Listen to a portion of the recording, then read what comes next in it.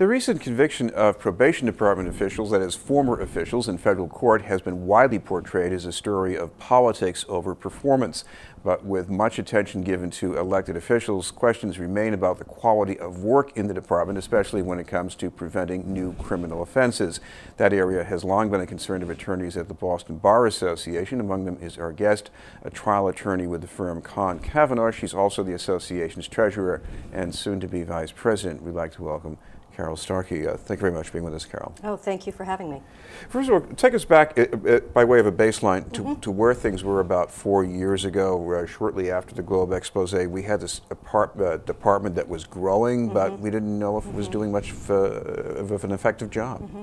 That's right. I mean, the mass criminal justice system on a whole came under enormous scrutiny around 2010, and of course that started with the Boston Globe spotlight, which then looked at the budget growth, particularly around the probation department. And that inspired the independent investigation by the Ware investigation and the Supreme Judicial Court appointment of a task force looking at the hiring practices of the probation department. And of course we know the conclusions of those efforts resulted in state and federal criminal prosecutions. And that's where we're at currently. So it really, you know, all of that revealed some troubling aspects of our probation department, but also of our criminal justice system sort of across the board in the Commonwealth of Massachusetts. And, you know, for all of the talk of patronage and the waste of resources, which is very important, that the light of day has been shining on those aspects and that it was, you know, uncovered as it was. But for all that talk, what gets lost in that is the tremendous importance that the probation department has in really the role it plays in our effective public safety in criminal justice across the Commonwealth.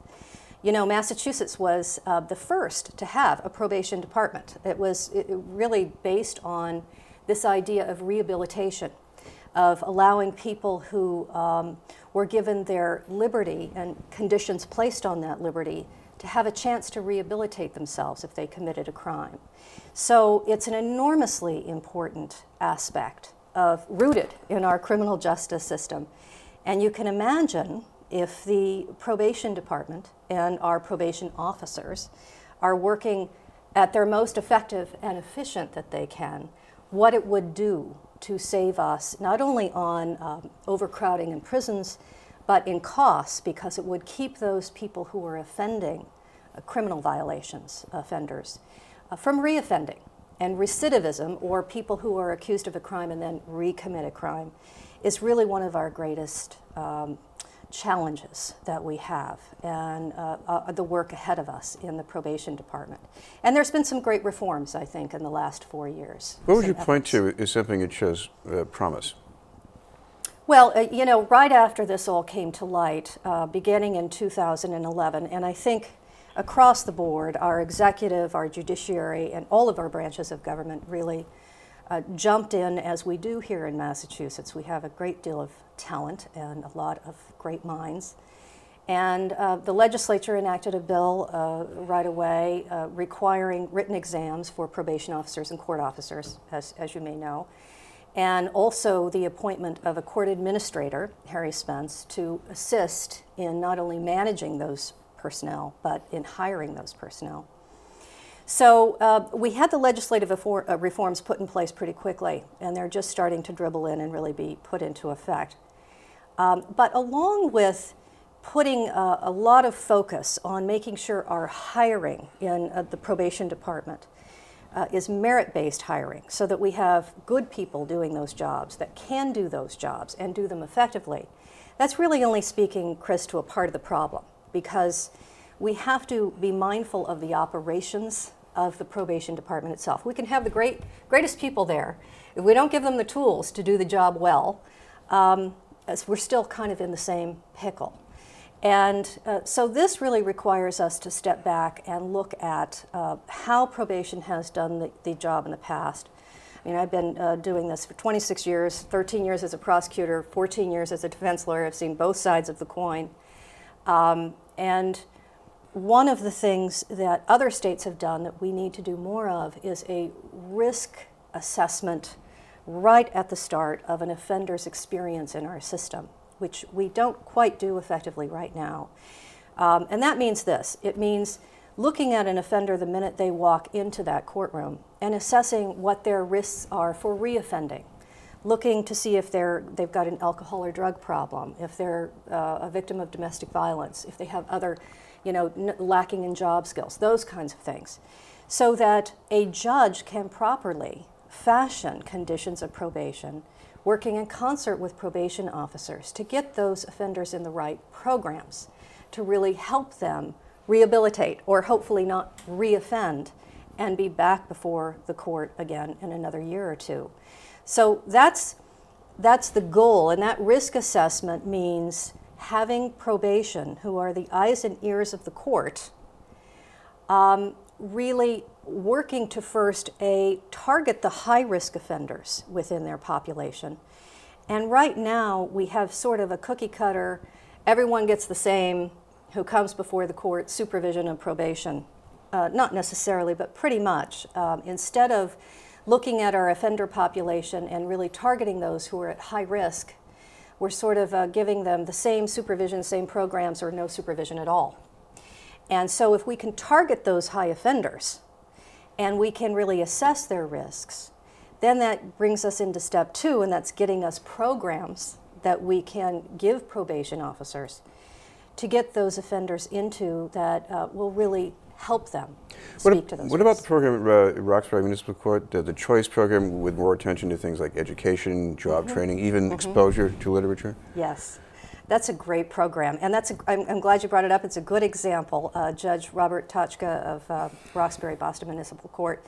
And I will say that the Chief Justice of Boston, the BMC, Charles Johnson, is very supportive of his judges in doing these kinds of innovative programs. And this is a program where there's really an effort to try to approach it through a 3-prong approach. Bring youthful offenders in and give them in-court education and supervision through probation, but also mentoring, and give them job skills and training right there in the courthouse in an intensive program that they have to keep showing up to in order to satisfy their conditions of probation. Because if you don't satisfy those conditions, of course, then you violate them, and that means you're back in the system again. And his approach, that creative program, utilizing all the energy of the courthouse at his disposal, getting people involved, being involved himself, is a great example of what we have here in Massachusetts. And we have a spoil of wealth here with talent, enthusiasm, people who want to roll up their sleeves and speak to the problems that we have.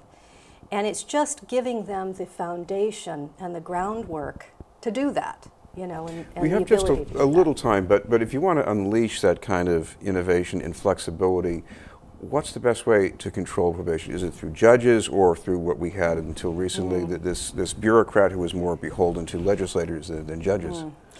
That's well, it's a very good question, a very large one. I'll try to address it in as quickly as I can.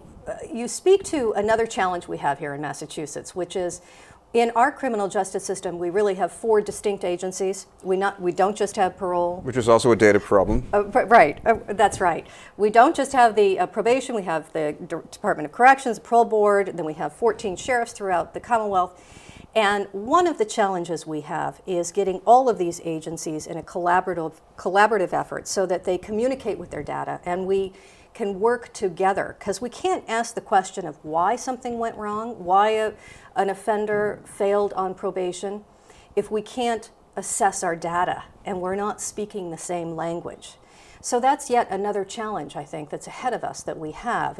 And there are states that do it, and we can do it too. I have every confidence that we can. It's just going to take effort and time of reform to get there. Thank you very much for being with us. Oh, thank you. It was a pleasure. From the Boston Bar Association, Carol Starkey.